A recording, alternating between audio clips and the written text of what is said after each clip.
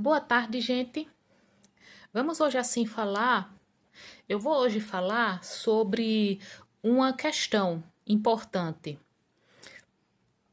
que tem a ver com a tragédia de Petrópolis, né?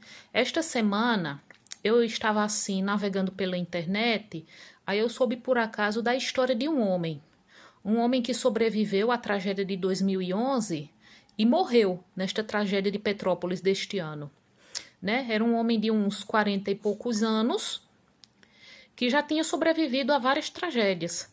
Quando ele era criança, ele tinha sido atropelado, teve traumatismo craniano, ficou em coma e passou quase 2 anos sem andar, mas superou. Aí, quando ele era jovem, na faixa dos 20, ele sofreu um acidente de motocicleta e perdeu uma perna. Aí eu fiquei pasma, né? Tanta tragédia na vida desse homem. Sobreviveu a tantas tragédias e morreu justo na de Petrópolis, né? Que ele estava num ônibus que foi arrastado pela correnteza. Aí eu encontrei duas amigas minhas, uma senhora e uma jovem. Aí eu conversei com elas sobre a tragédia, né? Aí a senhora disse: tudo já está predeterminado. É, a gente não pode dizer nada dos mistérios, porque tudo já está predeterminado. Aí eu fiquei pensando, quer dizer que estava predeterminado que esse homem iria morrer na tragédia de Petrópolis depois de sobreviver a tantas outras tragédias? Quer dizer que assim que a gente nasce, já é dito, você vai morrer disso, você vai desenvolver doença tal? E isso também me faz lembrar sobre uma senhora que uma vez me falou, né? Eu acho que eu já falei em algum outro vídeo que eu fiz, que ela disse: a gente faz nossos planos, mas Deus tem coisa melhor pra gente. Eu não sei que planos esse homem tinha, se esse homem tinha planos, mas com certeza ele não tinha planos de morrer em uma enchente. Aí essa ideia, aí eu pensei, ou então o melhor que Deus tinha para ele era ele morrer ainda jovem, em uma tragédia. Todas as pessoas que morreram em Petrópolis com certeza queriam viver. Tinham planos para suas vidas. Aí o melhor que Deus tinha para elas era morrerem. Já estava predeterminado que elas iriam morrer tragicamente. Que já hoje eu ouvi que eram para 198 vítimas. Isso se ainda não houver desaparecidos. Era isso que estava predeterminado. Era esse o melhor que Deus tinha para essas pessoas. Isso também me faz pensar, né, em tantas tragédias que já ocorreram. Como eu já falei algumas vezes também do caso dos Mamonas Assassinas, eles eram jovens, tinham os planos deles. Morrer num acidente de avião era o melhor que Deus tinha para eles. Já estava predeterminado que eles morreriam daquele jeito. Pensemos também em tantas outras. Estava predeterminado que Isabela Nardoni seria morta pelo pai e pela madrasta. Ou que Henri Borel seria morto pela mãe e pelo padrasto. Vamos pensar honestamente, né? E isso me fez lembrar também de duas histórias que eu já conheci. Uma é meio antiga. Se alguém assim se interessa por filmes, pode assistir ao filme Hilary e Jack. É um filme de 1998 e é baseado na vida real da grande violoncelista inglesa Jacqueline du Pré. Ela era um grande talento da música, erudita, e ela foi forçada. Ela teve uma carreira brilhante, tudo estava indo muito bem, até que ela começou a desenvolver esclerose múltipla. Aí o que aconteceu? Aí ela foi forçada a deixar os palcos, a se aposentar aos 28 anos de idade e morreu em 1987 com a idade precoce de 42 anos. Isso era o melhor que Deus tinha para ela. Eu não sou vidente, então não posso dizer, mas com certeza ela tinha planos de ter uma longa carreira. Com certeza ela tinha os planos dela de ter uma longa carreira. Aí isso era o melhor que Deus tinha para ela? Estava predeterminado isso? Se alguém aqui que vai assistir, alguém aqui tem alguma doença degenerativa ou conhece alguém que tem, sabe como é difícil e sofrido o processo, né? Que a gente sabe aquela atriz, Cláudia Rodrigues, que ela tem esclerose múltipla. E ela já entrou em processo de degeneração do cerebelo. Ela com certeza tinha planos de continuar atuando, mas teve uma carreira, uma bem-sucedida carreira como atriz e comediante, interrompida por uma doença irreversível.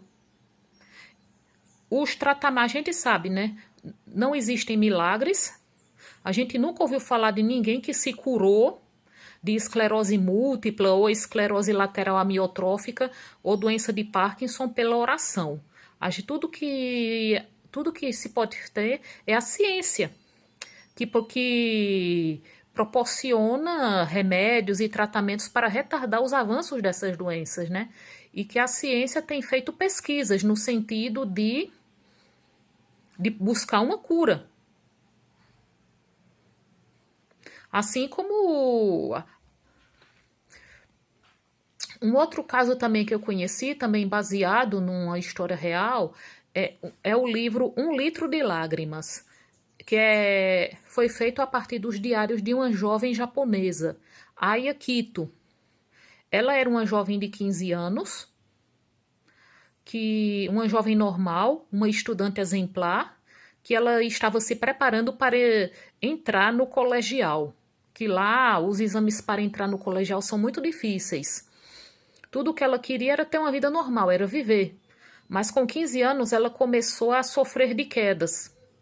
Aí a mãe a levou ao médico e após alguns exames, a neurologista dela, doutora Yamazaki, detectou uma doença degenerativa raríssima, a degeneração espinocerebelar. Assim como a esclerose múltipla que vitimou Jacqueline Dupré, a degeneração espinocerebelar ou ataxia espinocerebelar não tem cura. Tudo o que se pode fazer é tentar retardar o avanço da doença.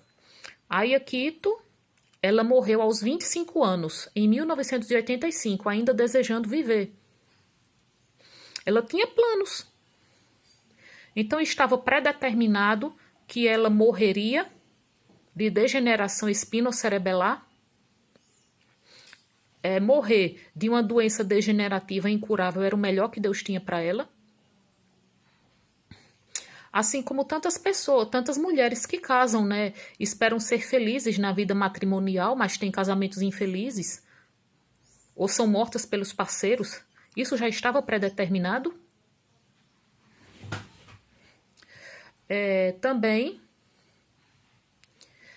a gente pode perguntar, então, assim, por que já me disseram, olha, Tânia, tudo ocorre com um propósito, entendeu? Então, com que propósito uma pessoa desenvolve uma doença degenerativa que interrompa os seus planos de vida e outra pode viver feliz e saudável? E outra pode viver feliz e saudável a sua vida. Isso não é uma coisa que a gente deve refletir? Aí o povo diz que tudo é controlado por Deus. Por que então Deus acha, com que propósito Deus acharia que, enquanto outras pessoas podem seguir felizes e saudáveis sua vida, digamos, Jacqueline Dupré e Aya Kito teriam que desenvolver doenças degenerativas, né? Outro caso também é o de Stephen Hawking, que desenvolveu a esclerose lateral amiotrófica. Qual é o propósito de alguém desenvolver uma doença neurológica irreversível, que limita a sua vida, que você fica totalmente dependente da boa vontade de outras pessoas?